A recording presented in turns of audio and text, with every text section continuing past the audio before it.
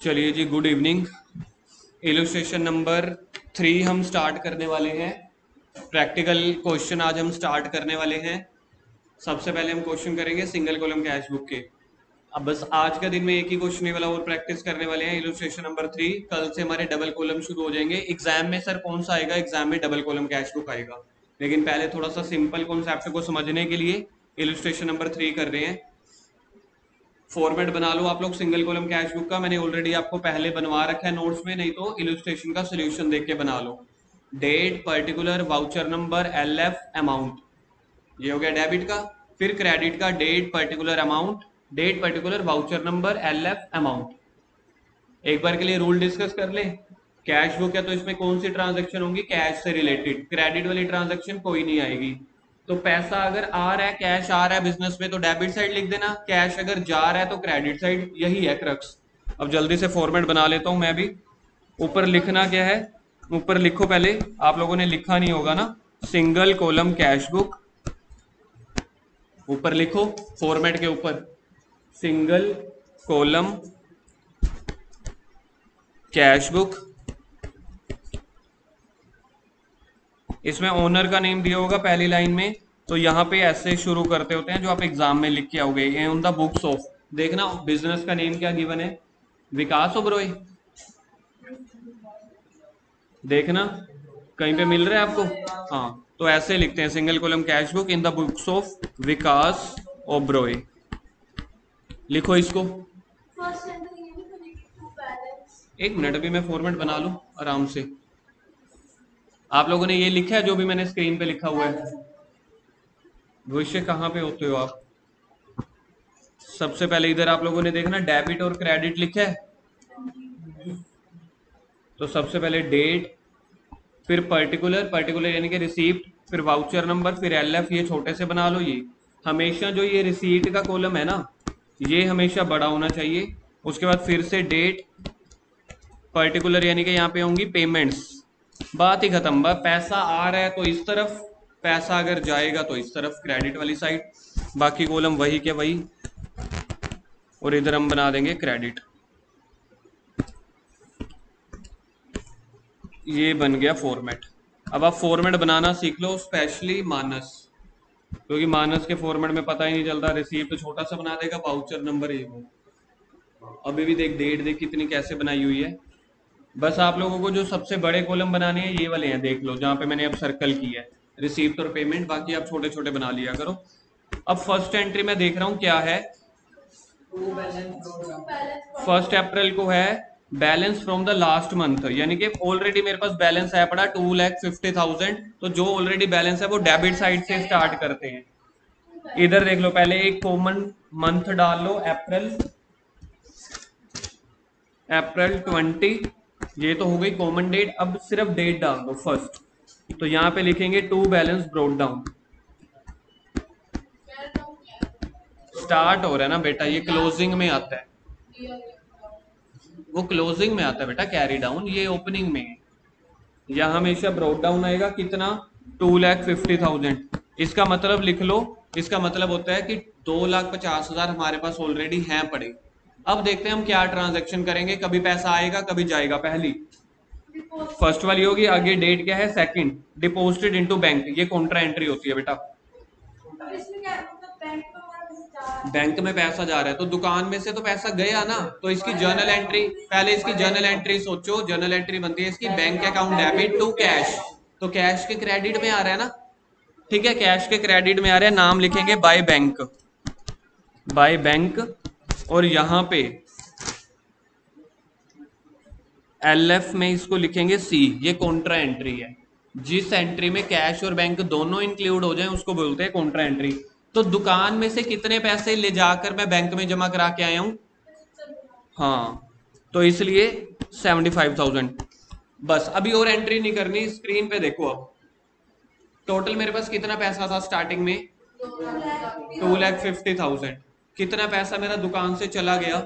Sir हमारे bank में ही तो गए हैं भाई। मैं अभी वो बात नहीं कर रहा, मैं तो अभी ये बात कर रहा हूँ दुकान में पहले कितना पैसा था और कितना चला गया। अब ये यहां तक समझ लो, अगर बिजनेस में दो ही ट्रांजेक्शन है, ये सेकंड डेट की थी ना, इधर भी पहले ऊपर लिख दिया अप्रैल और यहाँ पे सेकंड। सिर्फ अगर मेरी ये दो जर्नल एंट्रीज हो, सोच के देखो बाकी बिजनेस में कैश कितना बच गया होगा। 1,75,000। 2,50,000 स्टार्टिंग में था, 75,000 बैंक में जमा करा दिया। बच्चे पता क्या बोलते हैं, सर बैंक भी तो हमारा ही है। मैं वो बात नहीं कर रहा, बैंक अकाउंट भी हमारा है, हम तो सिर्फ कैश की बात कर रहे हैं। जहां पे मैंने आपको सिखाया था ना गांधी जी वाले नोट, 250 थे, 75 चला गया। ठीक है, समझ में आ गया। अब थोड़ा सा फास्ट करेंगे, पैसा आएगा डेबिट, पैसा जाएगा credit.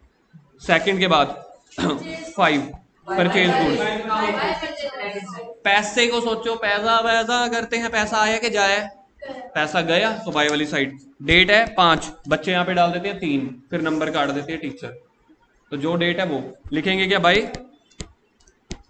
Purchases account. By purchases account कितने का सामान खरीदा है, 40,000 का। अच्छा सर हमारे पास 1,75,000 बच गया था, 1,75,000, 40,000 और चला गया। क्या सर हमें बार बार ये निकालना है, मानस इधर, क्या हमें बार बार ये निकालना है कितना पैसा रह गया? नहीं, ये आपका मैं माइंड ओपन कर रहा हूं कि इसका मतलब क्या होता है। 2.5 लाख रुपए था, 75 चला गया, 40 चला गया। आगे 6, अगली एंट्री मेरे को देखने तो दो, मेरे को आप लोगों पे विश्वास नहीं है। Purchase goods from Ramesh, person का नेम दिया हुआ है, तो ये क्या ट्रांजैक्शन होगी, क्रेडिट वाली। और सर ये कैश बुक का चैप्टर है, आपने कहा था कैश के बारे में सोचो, पैसा पैसा करना है बस। अगला 10th, purchase furniture for cash, पैसा आया कि पैसा गया है? पैसा गया है तो बाय वाली साइड। कौन सी डेट पे पैसा गया है, पहले मैं ये कर लूं, एक एक करते हैं। Bye furniture account, bye furniture account कितने का फर्नीचर खरीदा है, 25,000 का। 10 तारीख तक एंट्रीज हो गई। रमन यहां तक कोई डाउट? नताशा आपको? चलो 10 के बाद देखते हैं 11 को लोन। 1 मिनट यार, आप एंट्री की सेंस समझो, उसकी भावनाएं समझो, उसके इमोशन समझो, उसका दुख दर्द समझो। लोन गिवन टू चरणदास, ध्यान से सोच लेना यार। मैं आपको एग्जांपल बताता हूं। चरणदास इधर आ, हाँ तो इधर आ, मैं आपको एक लाइव एग्जांपल देता हूं, डेमो। अब मेरे को डेमो देख के बोलना, कितना लोन दिया चरणदास जी को, 20,000 का। इधर हेलो, मैं विवेक ओबराय, नहीं विवेक, विकास ओबराय, विकास ओबराय चरण जी को लोन दे रहा, 20,000 रुपए हैं। ध्यान से सोचना, विवेक ओबराय विकास ओबराय का बिजनेस है। बिजनेस में से अपनी देखो, ये मेरा गल्ला है ना, एक गल्ले में से मैंने पैसे निकाले, लोन दिया। बिजनेस के हिसाब से देखो पैसा आया कि गया? आप कैसे कह सकते हो क्रेडिट पे? मैंने किसी को उधार दिया है, उधार देने का मतलब ये है पैसा तो मैंने दिया उसको लोन पे। हाँ समझ में आया? हाँ, डेमो देना पड़ता है, हर बात का समझते नहीं हो यार। किसी दिन आप तो ये कहोगे सर 3 इडियट्स वाला वो चटनी वाला डेमो दो, वो नहीं मैं दे पाऊंगा, क्योंकि हम कॉमर्स वाले हैं, हमें चटनी इन्वर्टर नहीं आता, हमें तो आता है पैसा। ये देखो मैं आपको एक सौखा तरीका बताता हूँ। किसको लोन दिया था? चरणदास को, तो लिखो बाय चरणदास। टीचर को और इंप्रेस करना है तो ब्रैकेट में लिख देना लोन गिवन। इधर देखो यार, चाचा इधर देखा कर यार, चीजें तू ही समझना नहीं चाहता होता, बस जल्दी जल्दी में होता है। ब्रैकेट में लिखो लोन गिवन। जब आपने ये चीज लिख दी ना, टीचर आपसे इंप्रेस हो जाएगा कि उसने, बच्चे ने रट्टा नहीं मारा हुआ, बच्चे ने सेंस समझी हुई है। नाम ऐसे नहीं लिखेंगे बाय लोन गिवन, लिखेंगे बाय चरणदास, ब्रैकेट में आप लिख सकते हो लोन गिवन। पैसा आया था कि गया था डेमो में, तो इसलिए क्रेडिट साइड पे कितना पैसा, 11 के बाद 12 को है पेड टू रमेश। रमेश को पैसे दिए, सुन लो, ये इस एंट्री को स्टार डालो। देखो दोनों को कंबाइंड करो, इधर देखो स्क्रीन पे कैसे कंबाइंड किया मैंने, दोनों एंट्री को कंबाइंड करके स्टार डालो। पेड टू रमेश, रमेश के सामने है 28,500, डिस्काउंट रिसीव हुई है 1,500। बस ये बताओ रमेश को अपने कितना पैसा दिया है?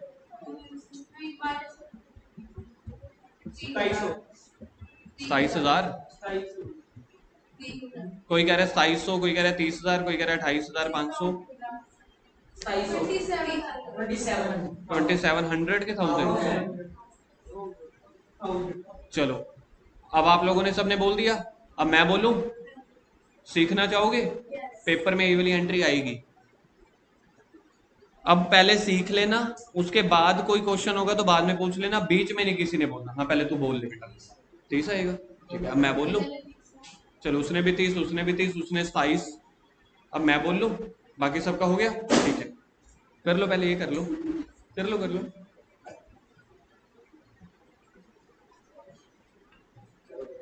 अब समझाऊं, सीखना चाहते हो? इधर वर्ड देख लो अब। माना भवे तो देखेगा ही नहीं ना, समझेगा नहीं, अब उसको छोड़ दे। यहाँ पे वर्ड है पेड। पेड का मतलब होता है पैसा देना। पेड का मतलब होता है कैश देना। साफ लिखा हुआ है कैश दिया 28,500। भूल जाओ यार, सब सब मोह माया है। कैश पेड, पेड के सामने वर्ड दिया हुआ है 28,500। पेड मतलब पैसा जाना। सामने लिखा हुआ है, मैं अपनी मर्जी नहीं चला रहा, लिखा हुआ है कैश पेड टू फलाना बंदा 28,500, बात खत्म। सर जो डिस्काउंट रिसिप्ट, कुछ नहीं यार, पैसा कितना गया। इसका मतलब सर ये है, इसका मतलब ये है सर हमने 30,000 रुपया देना था। कौन था सुरेश, रमेश कौन था? रमेश था। तो हमने रमेश को ना 30,000 रुपए टोटल देने थे, उसमें से उसने मेरे को 1,500 की डिस्काउंट दे दी। तो बाकी 28,500 मैंने उसको पेड कर दिया। और ये पेड वर्ड आपकी बुक के सामने देखो लिखा हुआ है, फिर से पढ़ो, 12 के सामने पढ़ो, लिखा हुआ है ना पेड टू रमेश। तो ये पेड है।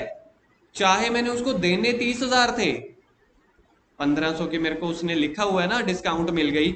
सबसे बड़ी चीज मैंने आपको ट्रिक बता देता हूं, जहां पे वर्ड लिखा हो ना पेड टू रमेश और उसके सामने जो अमाउंट है वो वास्तविकता में, मतलब वो रियलिटी में पैसे दिए हैं। तो बस जो पैसे दिए हैं, ये कैश बुक का चैप्टर है, उसी को लिखना है और किसी को भी नहीं। 28,500 को 12 तारीख को किसको पैसे दिए मैंने? रमेश को। तो बाय रमेश।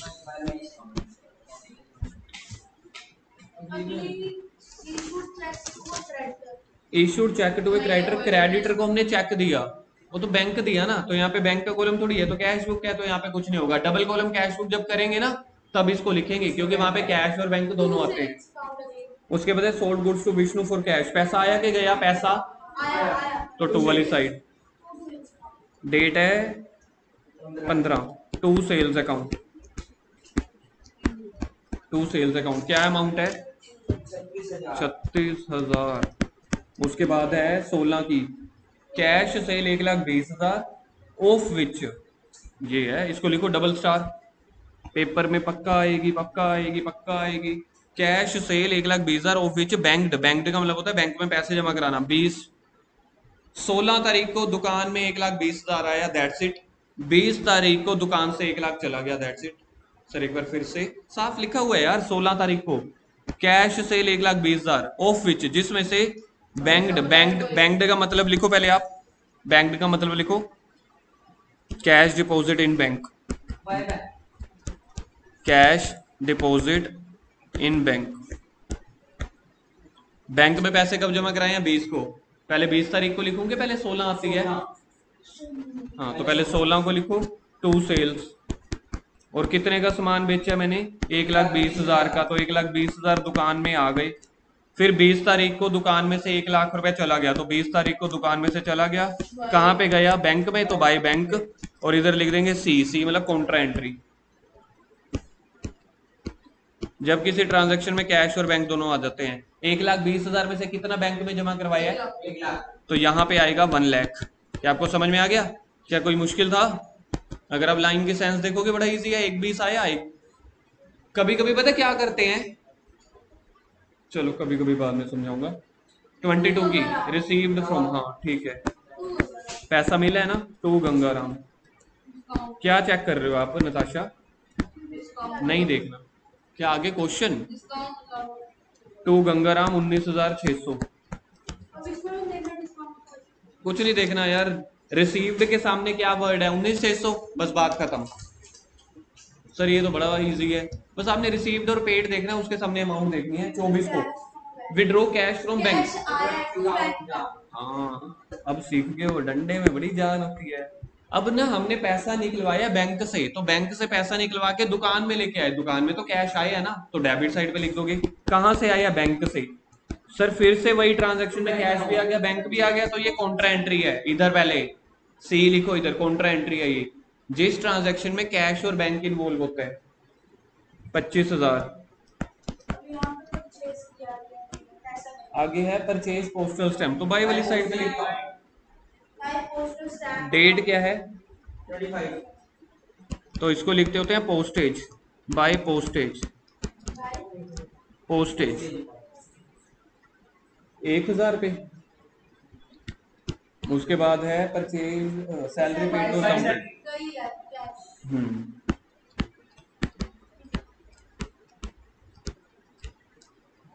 कितने से?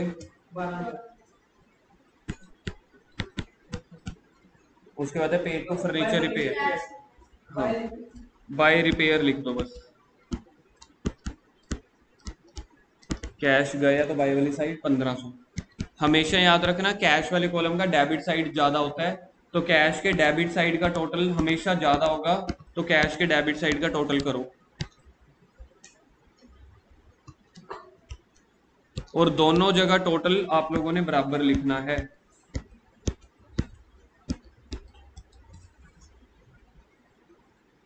दो लाख 50,000, 1,20,000, 370, 395, 4,31, 450, 600। रहने दो, मैंने कर ली है। इधर लिख लो आप लोग, दोनों में से ना डेबिट साइड का टोटल ज्यादा है तो दोनों साइड सेम लिखेंगे, 4,50,600। तो दोनों में से 450,600 दोनों तरफ लिख दिया। और यहाँ पे आंसर बचेगा 31st डेट को, जिसको लिखेंगे बाय बैलेंस कैरी डाउन। 2,299 नहीं, गलत आ रहा है। वो क्रेडिट का बोल रहा है भाई साहब, वो आगे चलता है एक स्टेप। हाँ करियो प्लस। 75 और 25, 1,40,000, 1,60, 2,60, 2,88, 4,00,000, 4,08,500, 4,10,000, 4,11,000, 3,11, 3,11, 4,00,000,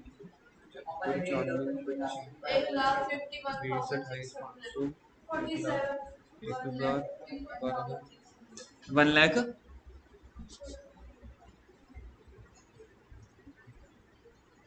इसका जो आंसर आ रहा था ना 4, नहीं यार, पहले क्रेडिट साइड का टोटल करोगे ना। क्रेडिट साइड का टोटल आ रहा है 3,04,100, 3,04,100। अब 450,600 में से करना ये माइनस, 3,03,000 आएगा। 500, 7, 4, 1। तो क्रेडिट साइड का टोटल 3,03,100 आ रहा था। कहाँ पे? फिर ये है 3,03,000। कौन सी? क्यों 31? अच्छा अप्रैल है तो 30 डेट आएगी, ठीक है। और यहाँ पे आंसर आ गया। आंसर कैसे आया? 4,50,600 में से ये सारे क्रेडिट साइड का टोटल की है, जो 3,03,000 आया था वो माइनस करने के बाद बाकी दुकान में इतना पैसा बच गया। तो इसको फिर अगले साइड पे लेके आ जाओ। अप्रैल के बाद कौन सा होता है? 1 मई।